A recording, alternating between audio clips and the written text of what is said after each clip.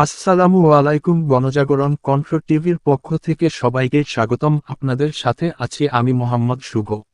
দিনাজপুর চিনিরবন্দর থেকে মোহাম্মদ সোহরাব হোসেন নিজস্ব সংবাদদাতা জানিয়েছেন, দিনাজপুর চিনিরবন্দরে ভয়াবহ সড়ক দুর্ঘটনায় এক মহিলা নিহত।